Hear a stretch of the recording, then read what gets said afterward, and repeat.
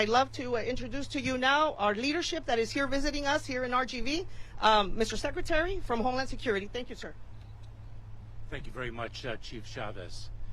The situation at the border is a very serious one, a very challenging one, and a very difficult one. Every single day and every single night, day in and day out, 24 hours a day, 7 days a week, the United States Border Patrol agents are keeping our border secure. They are an extraordinary workforce, and I am, and this country is, incredibly grateful for them. The situation is indeed very difficult. I was in McAllen yesterday, and I'm in Brownsville today. And what the purpose of my trip is to review our operations and to see our planning for the end of Title 42 in action. I met with Border Patrol agents. I have met with our extraordinary Office of Field Operations personnel of U.S. Customs and Border Protection. I met at Port Isabel with our Immigration and Customs Enforcement personnel, with local community leaders, law enforcement leaders, with nonprofit organizations as well. As Chief Chavez said, this requires a community response to a challenge to our communities. And that is indeed what we are bringing, a community response. It is no different across the entire region, across the entire Western Hemisphere. This is a regional challenge that requires regional solutions. It is not unique to the southern border of the United States, and I've spoken about this before. And therefore, 3 weeks ago, I was in Panama to meet with our Panamanian and Colombian partners, and we agreed to surge enforcement operations to prevent individuals from entering the very dangerous and treacherous Darien at the hands of ruthless smugglers. Earlier this week, the President's Homeland Security Advisor met with the President of Mexico and agreed upon an enforcement surge in the south of Mexico to prevent individuals from being exploited by smugglers, as those vulnerable individuals are misinformed by the smugglers and brought to the southern border only to be returned. A regional challenge requires a regional solution. Let me give you a brief overview of our approach. As we indicated last week, we are building lawful pathways that will provide a safe and orderly way for individuals who qualify for relief under United States law to reach the United States safely. We are building on the success of our parole processes that we announced on January 5th for the Cubans, Haitians, Nicaraguans, and Venezuelans. We saw a 95% drop in the number of encounters of those individuals at our southern border because we built lawful pathways for them to access. And that is the model that we are building upon.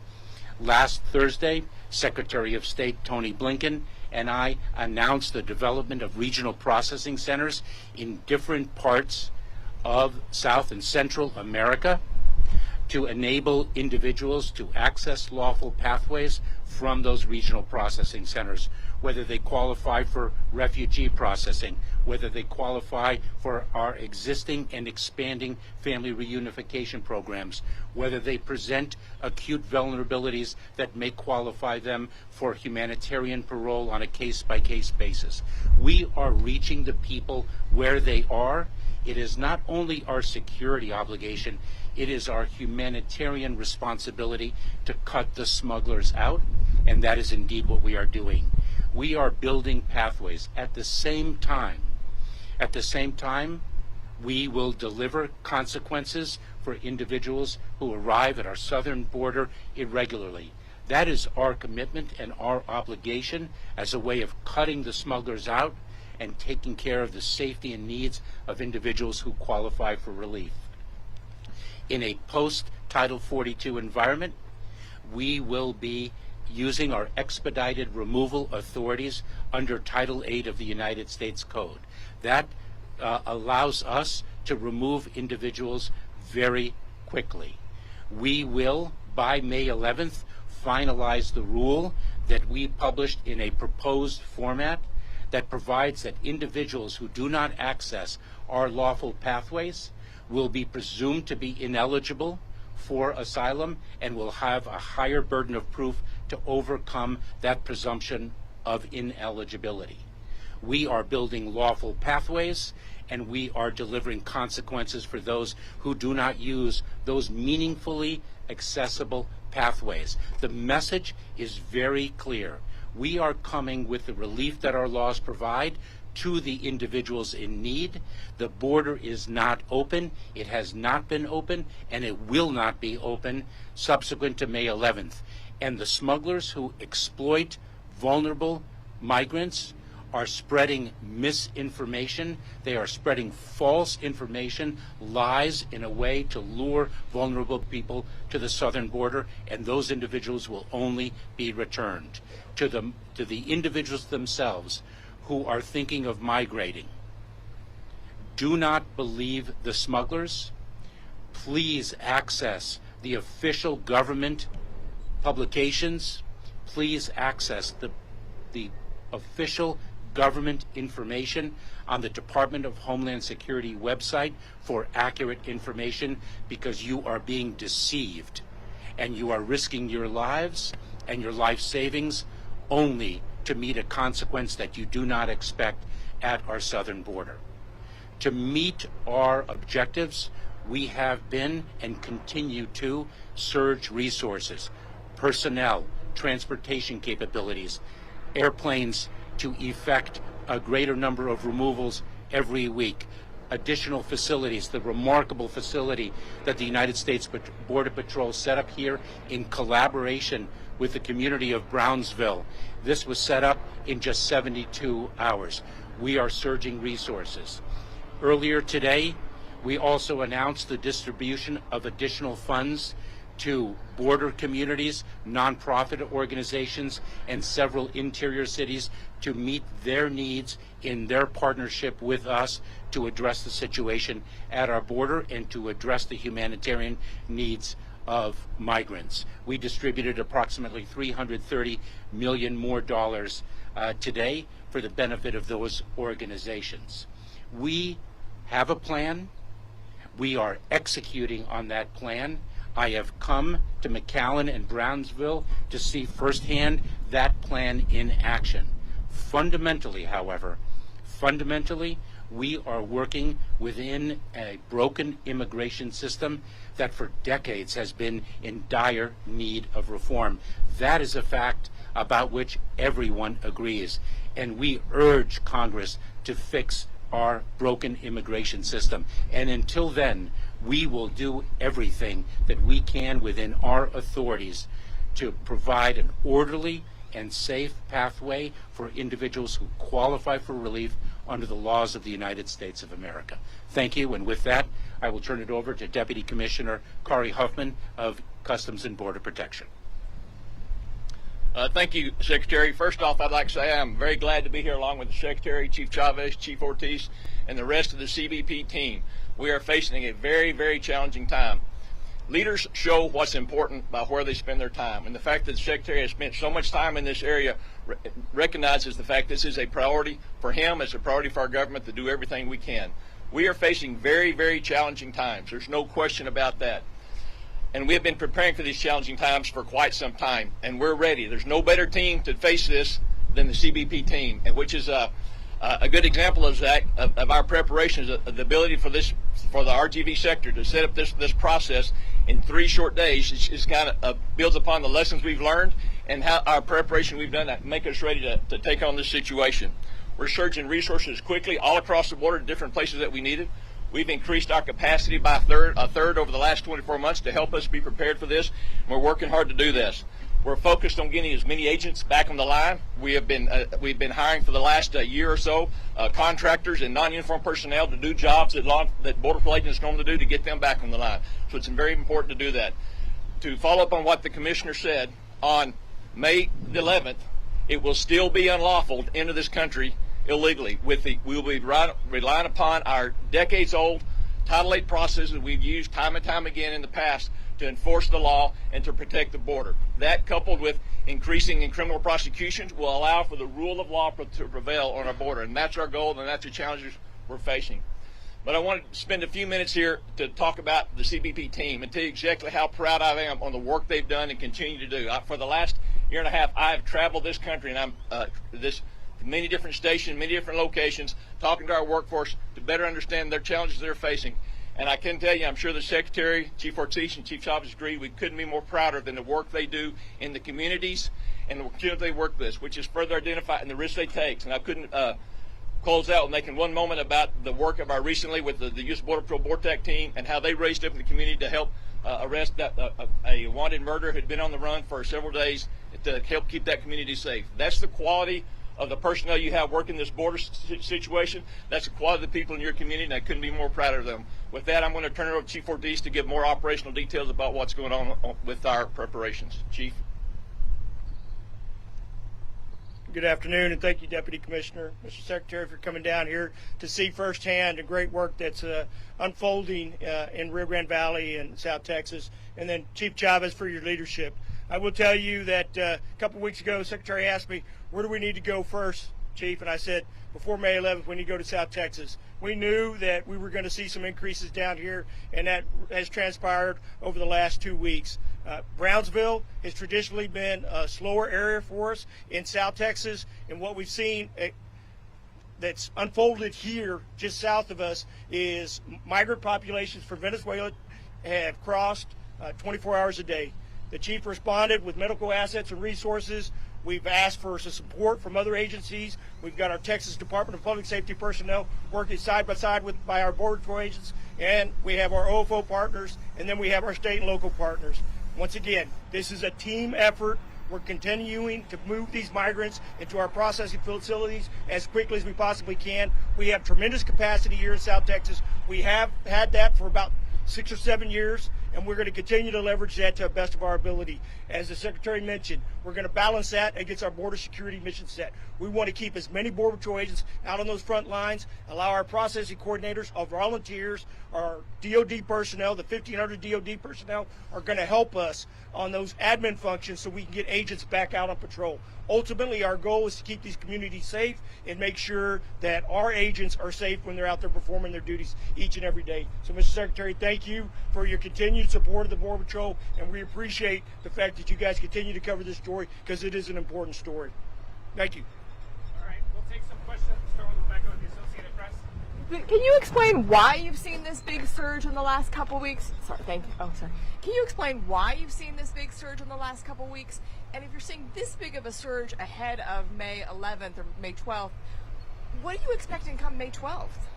So the surge of the past couple weeks is really focused on one particular demographic. We've seen an increase in the number of Venezuelan nationals coming to our border. It's very difficult to identify the cause. You know, the challenge of migration is, in one aspect, it's dynamism. It is a very complex phenomenon. We saw the tragic fire in the city of Juarez in Mexico and the impact domestically within Mexico, and since then we saw over the past 2 weeks a significant surge of Venezuelans. We have reached an agreement with the government of Mexico to address that surge, and we're going to see the results of that agreement very shortly.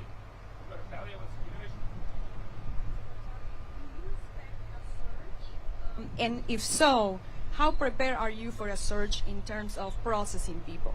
So just to make sure that everybody heard the question, do we expect a surge, and if so, how prepared are we? So, as the Commissioner mentioned, as Commissioner Huffman mentioned, we've been preparing for well over a year. It was in September of 2021 when we first developed a 6-pillar plan to address the end of Title 42. We updated that throughout the calendar year 2022. So we've been preparing for quite some time, and we are ready. What we are expecting is indeed a surge, and what we are doing is planning for different levels of a surge. That is what we do. We plan for different scenarios, so we are ready to address them, and we are indeed ready to address them. Mr. Secretary, thank you so much for taking my question. Can you just talk a little bit about some of the things that you've seen on the ground, some of the concerns that you're hearing? And given that we're in a region that's already seeing thousands of encounters a day, how confident are you that the measures that you've put in place are going to work? I think that there is no question that this is going to be extremely challenging. I do not want to understate the severity of the challenge that we expect to encounter. The border is a very, as I said at the very outset, it is a difficult situation. It requires not only a community of action on this side of the border, but it requires a community of action south of our border, not only with our Mexican partners, but with other countries throughout the region. And indeed, we have an international approach to an international challenge. What I've seen on the ground in my visit to McAllen and to Brownsville is no different than what I've seen in my more than 15 prior trips to the border as the Secretary of Homeland Security. I have seen an extraordinary workforce in green uniform in the United States Border Patrol, in blue uniform in the Office of Field Operations of U.S. Customs and Border Protection, across the expanse of the Department of Homeland Security, and quite frankly across the expanse of this entire administration. This administration addresses challenges as one team in an all-of-government approach. Yes, this question is for Chief Ortiz. Thank you for taking my question. Back in March in McAllen, you told Republican lawmakers that the U.S. does not have an operational control of the southern border. Do you still stand by that statement? And if so, what is, do you need to gain control of the border? Yeah, so the question that was posed during my hearing was the congressional legislative definition of operational control where nobody crosses the border.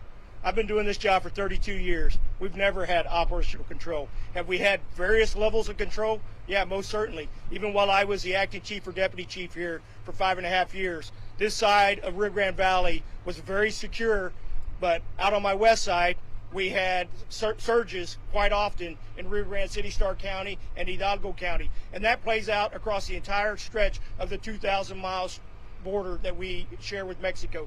And so I have some sectors that I have greater levels of confidence in just because the flow isn't what it is. But this morning, Chief Chavez's team apprehended 2,300 people in this sector. And so that requires an awful lot of capacity and certainly poses some significant challenges for us. So I stick by my comments that I made during the hearing, but we've never had that. Mr. Secretary? Sure. Ali Bradley with News Nation.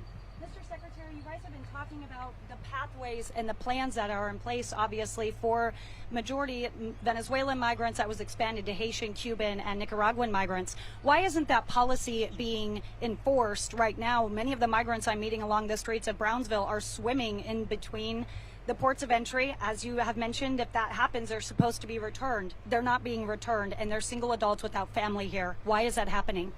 So I think you are actually mistaken, because the parole process for Cubans, Haitians, Nicaraguans, and Venezuelans that we first announced and implemented on January 5th is underway and continues to be underway. And we continue, if I may, it does. And if I may, we continue to parole individuals of those four nationalities when they qualify under the program that we established and announced.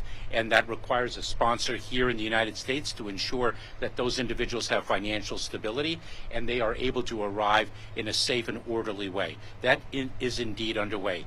And we continue to expel Cubans, Haitians, Nicaraguans, and Venezuelans. The number of Venezuelans that we've been able to expel has actually diminished over the past 2 weeks. The cause of that is a very complicated one. We've sat down with the Mexican government, and those expulsions, and of course in a post-Title 42 environment, those removals will continue. And that is why the message is so important, that people, vulnerable people, are receiving false information. They are being lied to that if they come and arrive at our border, that they can stay in the United States. That is not what the law provides. That is not the consequence that we will deliver. Sandra with Border Report. You mentioned that there would be I'm sorry. Good afternoon, Mr. Secretary. You mentioned after May 11th there would be, quote, a higher burden of proof that the migrants would need to show have exceptions. Could you expand upon that? Could you also talk about the credible fear interviews and the processes that you're going through to expedite these migrants, so many? So the rule is being finalized, and until that rule is indeed final and published, it is difficult for me to answer the question just as a matter of law, because it is not set, it is not established until it is actually final and published. But the general concept is as follows: that individuals who access the lawful pathways that we deliver for them will be able to come to the United States in a safe and orderly way. Those who travel irregularly in the hands of smugglers, because I have to repeat again, it is a security and humanitarian imperative that we cut the smugglers out. Those who arrive irregularly at our border will be presumed, absent some limited exceptions, will be presumed to be ineligible for asylum, and they will meet a rebuttable presumption of ineligibility. To overcome that presumption, they will have to meet a higher threshold of proof. We're going to go ahead. Deportation now? Could you just follow on that? Mr. Secretary, thank you. You were saying the smugglers are leading them to misinformation, and if they come in here illegally, if they cross illegally and they don't meet the threshold, that they will be expelled. That's the message you're sending. Can you walk us through what that looks like? Is that like a mass deportation, something different than what we've been seeing? So Griff, when Title 42 comes to an end on May 11th, we will use, as we have expressed before, our traditional immigration authorities, the ones that we sought to use earlier when we sought to end Title 42, but were prevented from doing so by a court.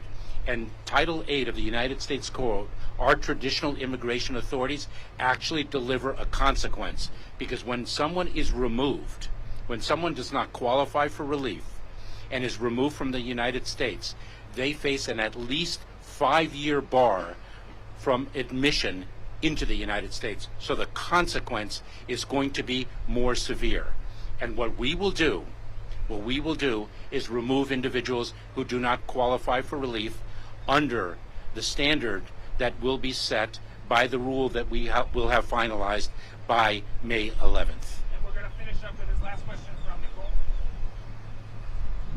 Thank you so much. I just have a question for you, Mr. Secretary, and a quick one for Chief Ortiz. Mr. Secretary, we've heard from mayors here in the Rio Grande Valley and across Texas that they're concerned they're not equipped to handle the number of migrants entering their streets. DHS just allocated, as you mentioned, $300 million to NGOs in border communities. But does the federal government have a role in standing up housing and medical care, especially when hospitals, NGOs, and churches are at capacity and migrants are sleeping on their sidewalks? And just quickly to Chief Ortiz, can you explain geographically where troops will be located? Which sectors are they staying?